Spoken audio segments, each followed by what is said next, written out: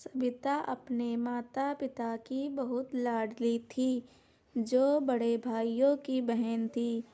कोई भी चीज़ मांगने पर उसे तुरंत मिल जाती। पूरे घर में रौब था।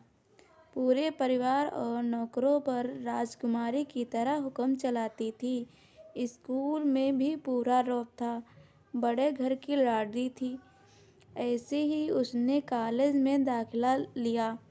उसके ठाट बाट बड़ी गाड़ी में आना जाना, हर दिन नया फैशन देख कर हर कोई उससे दोस्ती करना चाहता था।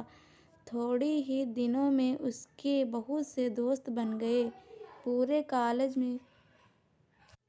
कॉलेज में उसको एक नई पहचान मिली। इन दिनों उसके घर एक रिश्ता आया। खानदानी लोग थे और पापा की पुरानी जान पहचान थी। सविता के साथ कोई जबरदस्ती नहीं थी, पर सविता ने हाँ कर दी क्योंकि वह अपने परिवार से बहुत प्यार करती थी। लड़के का नाम कुमार था।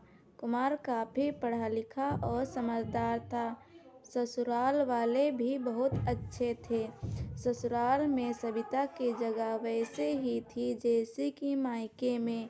कोई भी कार्य सविता की सलाह के बिना नहीं होता था। सबकी लाडली बहू बन गई थी। फिर उसके एक घर में एक बेटे का जन्म हुआ। अमित कविता को जान से प्यारा था।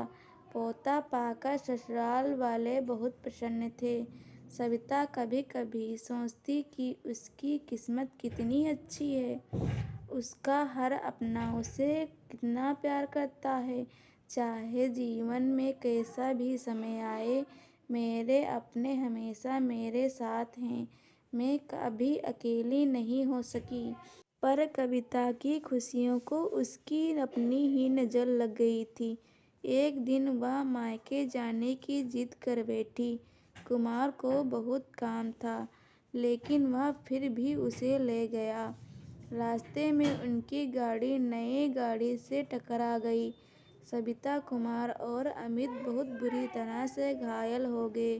काफ़ी दिनों के इलाज के बाद कुमार और अमित तो ठीक हो गए, लेकिन सविता पूरी तरह ठीक न हो सकी। सर पर चोट लगने के कारण वह अपनी आंखों की रोशनी खो बैठी। अब सविता की किस्मत जैसे उलट ही गई थी। मायके वाले कुछ दिनों तक उससे मिलने आते रहे, फिर कभी कभार फ़ोन ही करके पूछ लेते कि वह कैसी है।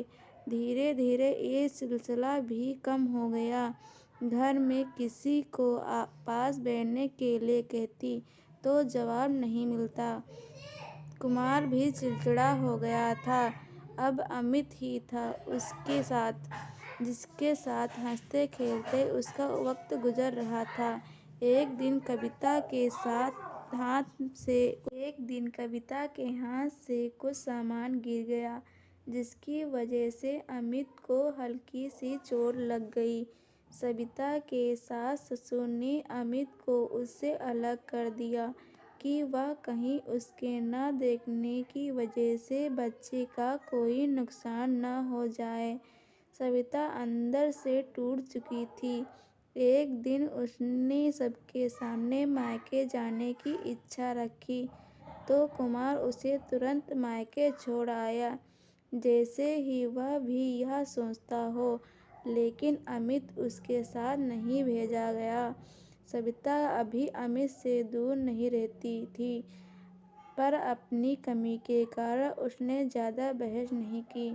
सविता को लगा कि वह 3-4 दिन वहाँ रहेगी तो उसे अच्छा लगेगा, क्योंकि वह कितने दिनों से कहीं भी बाहर नहीं गई थी। घर वाले भी इतने दिनों बाद उसे देखकर कितने खुश होंगे। सविता के घर पहुँचने पर सब लोग बहुत खुश हुए। खाने में सब कुछ सविता की पसंद का ही बना था।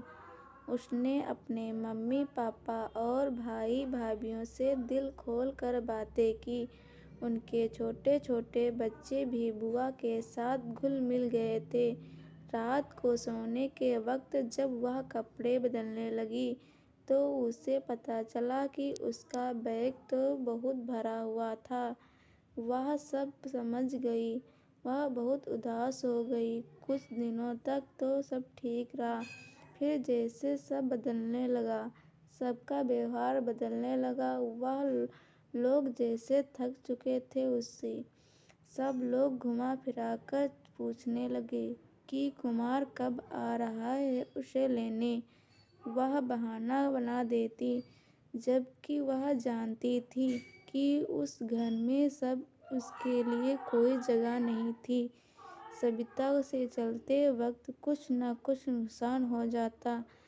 थोड़ी बहुत टोका टोकी उसे सुनाई देती। एक दिन उसके हाथ से लगकर एक कीमती फूलदान टूट गया। छोटी भाभी ने बहुत हंगामा मचाया। सविता के माता पिता रोज रोज के झमेलों से तंग आ गए थे। उन्होंने कुमार को खुद से फोन कर दिया। कुमार सविता को अपने घर ले गया।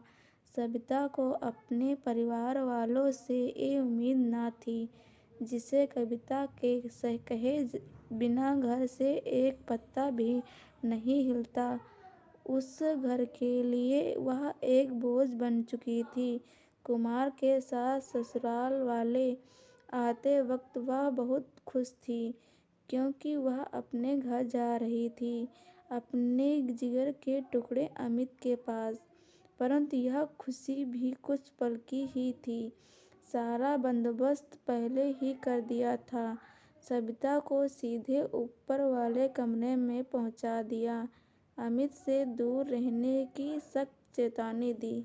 एक कामवाली रेखा को उसकी जिम्मेदारी सौंप दी गई, जो उसके खाने पहनने जैसी जरूरतों का ध्यान रखती। सविता ज्यादातर चुप ही रहती। कभी कभी काम वाली रेखा से थोड़े बातें कर लेती। उसके जरिए अमित का भी पता चल जाता। सबकी लाडली बेटी और बहू सबके लिए लाडली से बोझ बन चुकी थी।